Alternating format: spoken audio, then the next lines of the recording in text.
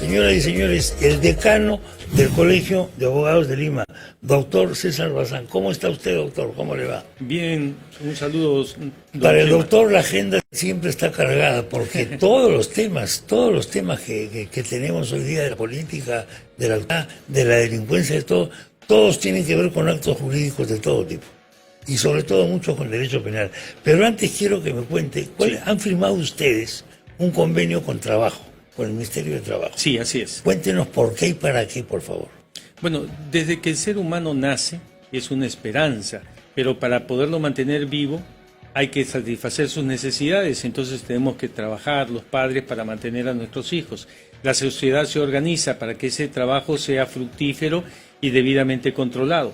Para eso existe un Ministerio de Trabajo que va controlando todas las actividades laborales y sugiriendo las modificaciones en la ley de trabajo conforme se vayan presentando nuevas situaciones jurídicas. Todo eso es una labor de docencia que debemos enseñar en el Colegio de Abogados a la sociedad, a los propios trabajadores, para que sepan cuáles son sus derechos y cuáles son sus límites. Para eso hemos firmado el convenio el día de ayer con el Ministerio de Trabajo. El señor ministro nos hizo el honor de ir al propio Colegio de Abogados de Lima a firmar ahí el convenio.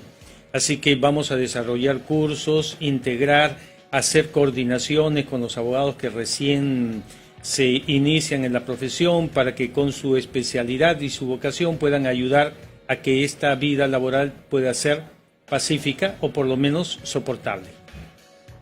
El tema laboral siempre está en debate porque tenemos muchas normas laborales, regímenes laborales, por ejemplo, la administración pública, regímenes laborales distintos. Sí. Y toda la vida es como una maraña ya. ¿Todo esto debería formar parte de un código de trabajo? Sí, claro, debería formar parte del código de trabajo. Hace mucho tiempo que se ha solicitado la creación, el dictado de un código de trabajo en que pueda reglamentar todas las normas de carácter laboral y extralaboral inclusive, que se ha venido demorando porque el derecho laboral también evoluciona muy rápidamente. Y al evolucionarlo abandona unas normas y se crean otras. ¿Cómo hacer para que el derecho laboral, que trata de los derechos de los trabajadores y sus relaciones con los empleadores, etcétera, es una cosa tan sensible, tan socialmente, no sea manipulado políticamente por el gobierno de turno o por reposición de turno? Bueno, es lo que suele ocurrir. Sí. Una serie de promesas, por ejemplo, laborales. Bueno, claro, eso es lo difícil. Lo que pasa es que los congresistas, el presidente de la República son elegidos por el voto popular, el voto de los trabajadores, obviamente. Y entonces quieren quedar bien con ellos ofreciendo cosas que inclusive no se pueden hacer. Entonces se cambia el derecho laboral por una voluntad política que puede generar a veces más problemas que soluciones. Por ejemplo, el famoso aumento del sueldo mínimo. Así es. Se supone que está regulado para que haya un cierto consenso, etcétera. Pero ofrecemos aumentos de todo tipo. Ahora bien, el agravante de todo esto es que los regímenes laborales formales se aplican a una minoría. Sí. Porque el resto está sometido a condiciones mucho peores, porque está en informalidad en muchos casos. Así Son es. Trabajadores súper explotados en algunos casos. Así es, la mayor que no parte, están protegidos. Claro, la mayor parte de la relación laboral que existe actualmente en el Perú son aquellos que generan empleos pequeños, que son los microempresarios y que son básicamente informales. Así es. Entonces, ese mundo laboral no está regido bajo las normas que se rige a aquellos que tenemos o tienen una relación estable. Y eso distorsiona todo el panorama. Distorsiona todo el panorama y es parte de la informalidad del país que tenemos que superar. También para estos fines es que se ha firmado el convenio con el Ministerio de Trabajo. Por ejemplo, se habla del aumento del salario mínimo, pero ¿a cuántos afecta ese aumento? Muy pocos. Sí, en realidad. Eso hay que estudiarlo con calma porque son dos elementos. Uno del lado del trabajador, pero también del lado del empleador, es decir, a aquel que genera la demanda laboral. Claro, entonces, si se sube mucho el sueldo mínimo vital, se establece la limitación y se envía a la gente otra vez a la informalidad. Aumentamos la informalidad. Aumentamos la informalidad. Hay que dejar que la gente pueda No sabemos. negociar Sí. con Negociar. los empleadores. Pero que negocien en condiciones de equidad, digamos, en condiciones correctas, ¿no? Claro, Garantizadas claro. por la ley. Claro, Pero eso se que sea trata. una buena negociación. En fin, este es un tema entonces importante. Ojalá funcione bien, ojalá para bien este convenio, y después de esta colaboración con el Ministerio de Trabajo hay que hacer el código laboral, pues. Sí, Ahora, hay expertos que han venido trabajando ya una parte del código laboral. la legislación que tenemos es frondosísima. Frondosa, exactamente. Muy frondosa. El problema está en que es tan amplio que toma tiempo y normalmente los congresos quieren sacar códigos En su gestión. en su gestión. Yo hice tal cosa. Así es, y esto va a demorar mucho más. Entonces, como se demora más, no se está- le pone empeño. Exactamente, no es tan atractivo políticamente. Así es, ese es el problema. Pero en Ese el es el colegio hemos problema. venido avanzando algunas cosas. Ojalá. Digo, si no hay que pedirle pues a la inteligencia artificial que nos puede. Sí, es colaboradora, pero no creadora. Algunas cosas sí. Le cambio de tema y voy a una cosa muy polémica, que es la regulación que se pretende en el Congreso, o se ha aprobado en el Congreso, sobre la famosa colaboración eficaz. Se ha aprobado un término de 8 meses. La argumentación es la siguiente: no puede estar esto indefinido. No puede estar indefinido, porque si está indefinido es como que no existe. Porque la justicia tiene que tener plazos establecidos, términos concretos para todo. No solo para que la sentencia salga adecuadamente, sino también para la colaboración eficaz. Se está pidiendo que la presidenta observe la norma. ¿Cuál es la posición de usted sobre esto, doctor? Bueno, la posición es muy sencilla. La colaboración eficaz ha demostrado ser un medio suficientemente firme como para poder descubrir aquellas cosas que están encubiertas. Mire usted el caso de Toledo y todos los presidentes últimos que hemos tenido, finalmente han sido procesados por colaboradores eficaces. Y esa colaboración eficaz no puede estar sujeta a un tiempo, porque eso beneficia más bien al delincuente, no beneficia a la sociedad. Se pasa el tiempo y ya no se acepta la colaboración eficaz, el delincuente queda impune. Entonces, no se trata de generar impunidad, se trata de generar persecución al delito y castigar al delincuente. Por lo tanto, no debe haber un plazo. Obviamente que los tiempos van a dar plazos, porque después de que se dicta la sentencia o ya se formula la acusación fiscal, la colaboración eficaz resulta irrelevante.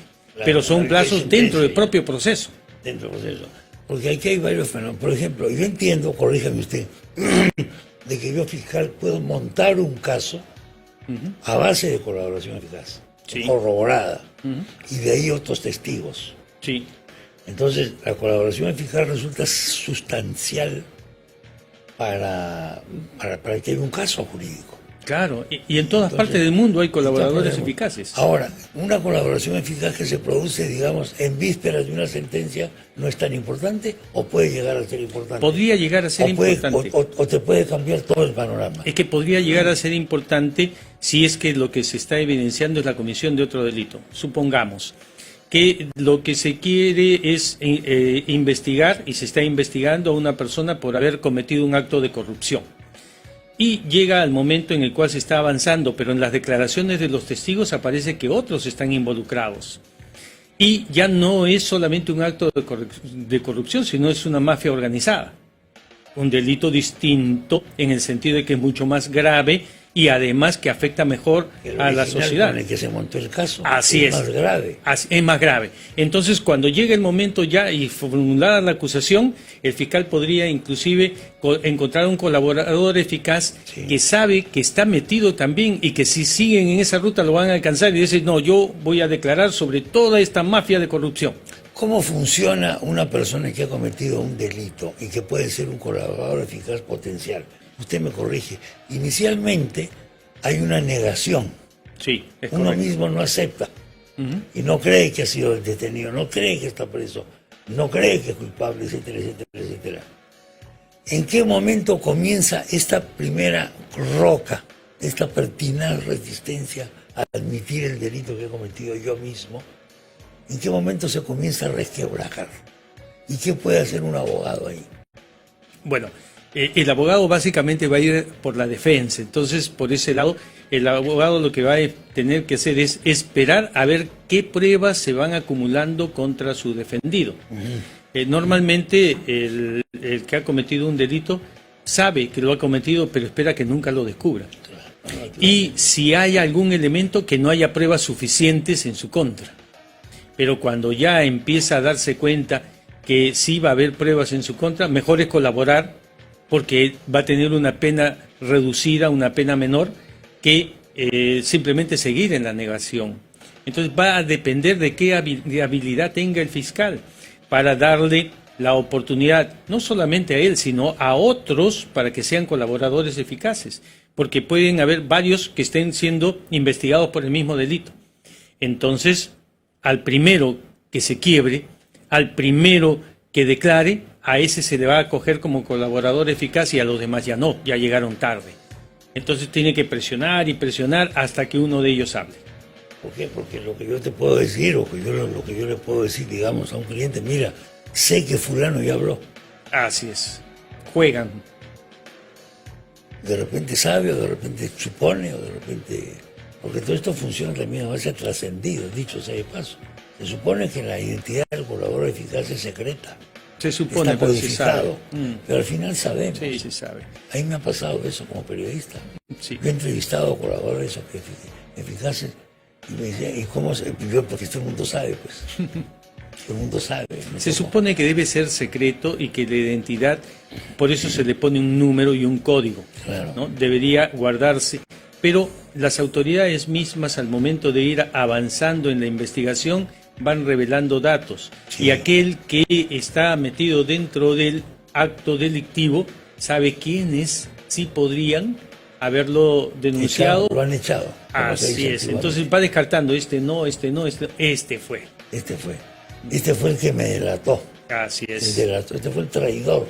Si estás en una banda, ¿no? Si están en una banda, por Le cuento lo que me pasó una vez, hace muchísimos años. Yo estaba creo que estaba en RPP, en un canal de televisión, no recuerdo bien. El hecho fue de que yo me había conseguido un escrito de una persona que era colaborador eficaz, que desmentía completamente todo lo que había declarado. Y fue a mi programa esta persona. Y entonces yo le leí ese escrito. Y le dije, ¿esta es su firma? No la veo muy clara. ¿Me puede usted entregar su DNI para comparar? No lo he traído, me dijo, era él. Claro. Va negando. ¿Qué puede haber ocurrido ahí? Que esa declaración la hizo en su momento para granjearse alguna ventaja y después se ve descubierto. ¿Puede ser algo así? Podría suceder que él tuviera en ese momento, claro, la conciencia es la que trabaja en contra, ¿no? Él tuviera en ese momento el miedo de que ya lo han descubierto totalmente por todos los delitos. Y resulta que solamente lo habían descubierto por un delito. Y él, como no sabe, empieza a declarar todo. Y ahí se da cuenta que solamente él mismo generó su propia incriminación. Entonces, lo más fácil es negar. Esa no es mi firma, no colaboré, estuve sujeto a presión, me estaban mintiendo, me engañaron, no sé, algo dirá. La típica es me engañaron. Puede darse el caso de que en plena investigación yo, fiscal, llame al abogado de esta persona y le diga, mira, sabemos esto y esto y esto y esto. Aconséjale a tu cliente que hable. ¿Es posible esto? Bueno, al final eso sucede en la realidad, porque en el momento en que se propone una colaboración eficaz, el fiscal tiene que decirle, oye, tengo elementos, es mejor que declare. Claro. O el propio abogado, conversando con su cliente, le dice, oye, la cosa se ha puesto muy difícil. Sincérate, ¿en realidad tienes algo que ver o no tienes algo que ver? Porque si tienes algo que ver y declaras y eso sirve para la investigación, tu pena va a ser menor. Inclusive podrías no ir a la cárcel porque la pena puede ser suspendida, como ha pasado en otros casos anteriores. Entonces va de ambos lados. Va de ambos lados, que van buscando cómo acercarse si es que haya un elemento. Pero como le digo, la conciencia ahí del delincuente es fundamental. En caso de que se trate de una asociación ilícita para delinquir o de un grupo delictivo, etcétera, mi jerarquía dentro del grupo, si puedo hablar así, en el escalafón, ¿influye en mi condición de colaborador eficaz? Claro, porque depende de qué tanta información puede dar y a cuántos puede involucrar. Obviamente el que no puede nunca ser un colaborador eficaz es el jefe de la mafia, El jefe, claro. ¿no? El cabecilla. Pero todos los demás que van en orden, uno puede ser el chofer, sabe a qué lugares han ido. Pero el otro puede ser uno de los ejecutores y entonces sabe cómo se hace la planificación de cada uno de los delitos. Según eso va colaborando más hasta donde sabe y dando mayor información. Todo eso se evalúa al momento de la negociación, porque esto es una negociación entre el Estado a través de la Fiscalía con el delincuente para reducir los gastos de la investigación y sobre todo para aclarar la veracidad de los hechos. Los choferes están tomando un rol protagónico. Bueno, siempre lo han tenido, porque saben dónde va la persona. Uh-huh. Ahora, yo le cuento una experiencia que tuve una vez. Un día se me acercó un chofer, un político, y me dio una cantidad de información espectacular. Espectacular la cantidad de información. Entonces yo, prudentemente, intentando ser prudente, le dije, mira, ve usted, esto no es un acto periodístico propiamente dicho, como si hablamos de un acto médico, ¿no? Voy a la pausa y después termino de contarle correcto. Un chofer de un político muy importante. No puedo revelar su nombre porque todo esto fue off the record y soy esclavo del off the record como periodista veterano. Entonces me comenzó a contar una historia absolutamente increíble, fascinante. Terminó la conversación, doctor, y le dije, entonces, esto no ha sido un acto periodístico porque ha sido una conversación informal. Yo quiero formalizar esto. Dentro de 2 días nos vemos en tal lugar. Por supuesto, me dijo, no hay ningún problema. Llegamos a los 2 días. Sí, me dijo, ¿en qué lo puedo servir? ¿Perdón? Entonces le dije, usted no sé. No me acuerdo nada, me dijo. Doctor, me decía, no me acuerdo nada. ¿Cómo que no te acuerdas? Bueno, al final me dijo, ¿usted no entiende que tengo 3 hijos? Punto. Esa fue la historia. Hasta aquí hemos llegado. En fin, eso es lo que ocurre. Bueno, ese era un testigo. Es una persona que claro. Testigo de hechos que habían sucedido. Uh-huh. No era parte del grupo ni había cometido un delito. No era parte del grupo delictivo. Por lo tanto, el mayor problema con los testigos es el miedo. El miedo de que les hagan daño directamente o indirectamente a su familia, a perder su trabajo, y eso inhibe que haga declaraciones y colabore con una investigación, salvo que sea debidamente convocado ya por la autoridad. La autoridad judicial sí. o fiscal. Claro, y en este caso, y inclusive... ¿Y la protección? Es que la protección es muy relativa. Cuando dicen, no, le damos las garantías... Sí, ¿de qué? La garantía es solamente un papel que dice te doy garantías, pero a la hora que venga alguien a agraviarlo, a pegarle, entonces no hay garantía. Mira, lee la Constitución antes de matarme, hermano. Yo estoy garantizado desde que nací como ciudadano, ¿no? Sí, pues ese es el mayor problema con los testigos. Sé que le van a hacer un homenaje a Ugarte del Pino. ¿Doctor? Sí, así es. Cuéntenos un poco de eso. Háblenos de Ugarte del Pino, quién fue. Claro. Porque muchos jóvenes probablemente no les suene.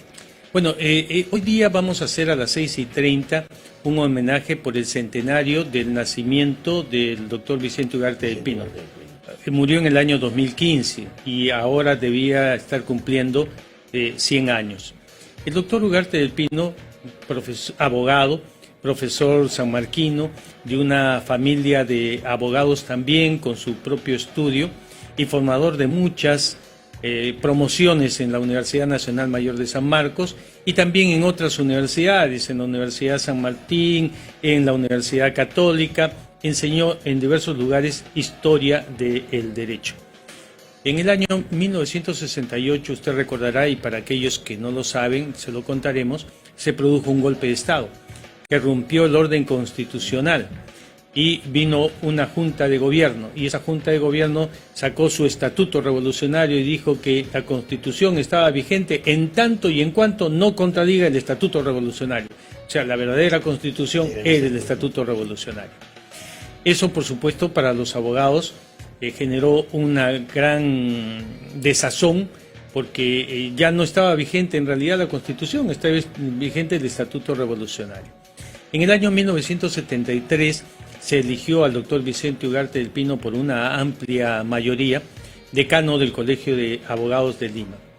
Y él sostuvo durante todo su periodo, como los abogados también, que no había norma superior a la Constitución y que el gobierno debía ser un gobierno democrático, es decir, elegido, y por lo tanto que la Junta Militar debía entregar ya el mando otra vez a los civiles convocando elecciones. Esto resultó una cosa muy incómoda para el gobierno y lo pusieron en la lista de aquellos que eran los enemigos del gobierno revolucionario. Hubo una serie de eventos que se generaron en contra de la libertad, porque se suprimieron las libertades, en contra de la democracia, y siempre el Colegio de Abogados de Lima salía opinando en defensa de la legalidad y de la juridicidad bajo la vigencia de la Constitución. Y esto cada vez se incomodaba más. Se llegó a firmar por parte del gobierno revolucionario un contrato con Japón respecto de la explotación y de la construcción del oleoducto de la selva. Correcto. Y dentro de las cláusulas de ese contrato se puso que Perú se sometía al arbitraje y a la decisión de abogados japoneses bajo la legislación japonesa. Eso contradecía abiertamente el principio de juridicidad que consagraba el artículo 17 de la Constitución de 1933, vigente en ese momento, según el cual la competencia es de los tribunales peruanos. Resultó muy incómodo. El pregón del doctor Vicente Ugarte del Pino salió fuera de los límites nacionales y se convocó a un congreso internacional de abogados aquí en el Perú. El gobierno, faltando 2 días para que se realice ese congreso, se prohibió al Colegio de Abogados hacer congresos internacionales, porque los únicos que podían organizar eran los miembros del gobierno revolucionario. Bueno, el doctor Vicente Ugarte del Pino sonrió y dijo, ya está, quiten la internacional y el Congreso de Abogados. Vinieron todos. Después de eso, el doctor Vicente Ugarte del Pino fue detenido, desaparecido, él y su esposa. Fueron detenidos, a la esposa la liberaron después y él se mantuvo desaparecido durante 40 días, pidiéndole a que se desdijera de todo lo que había señalado, y él se mantuvo firme. Señala en sus propias memorias y en las entrevistas que estaba en cárceles en las cuales ni comida le daban. O sea, él subsistía porque tenía sus alumnos y los alumnos algo le daban de comer. Sí, inclusive una anécdota que podemos contar del Colegio de Abogados, el oficial mayor pidió la posibilidad de poder ver al decano. Claro, a escondidas, porque nadie le daba siquiera referencia de dónde se encontraba. Pero almas caritativas que habían sido alumnos del doctor Vicente Ugarte del Pino permitieron que él pudiera acercarse y darle el saludo del colegio y manifestarle que estaban con él. Pero en realidad le estaban llevando para que firme cartas internacionales que después condujeron a su liberación. Hubo otros directivos, como el doctor Bardelli, que también fue detenido y también estuvo preso durante mucho tiempo esperando que él contradijera lo que decía el doctor Vicente Ugarte del Pino, y otros más, ¿no? Al final salió y fue reconocido como por el doctor Arias Chereiber en su discurso como el decano de la resistencia, porque resistió siempre firme en defensa de la democracia y de la Constitución. Hoy día, ¿a qué hora es esta? 6:30 de la noche, en el Colegio de Abogados de Lima. ¿En qué va a consistir el homenaje, doctor, por favor? Bueno, el homenaje es las palabras que va a decir el doctor Hernán Altuve. Okay. Sí, porque él es el presidente de la fundación del doctor Vicente Ugarte del Pino. Sí. Palabras mías y un vino de honor que ofreceremos a todos. Hay autoridades que ya confirmaron su asistencia, como el presidente de la Corte Suprema. Pues habrá que recordarlo, el doctor Vicente Ugarte del Pino. Yo no lo conocí, en realidad, muy poco. Alguna vez lo he saludado, un poco de lejos. Nunca lo entrevisté, pero sí me consta, parte, no conocía toda esta historia completa. Es fascinante. Sí, y es mucho mayor. En la noche puedo contar un poco más. Bueno, pues sí, doctor. Doctor César Bazán, gracias por la visita. No, gracias a usted, Chema, por la invitación. Estamos siempre en contacto.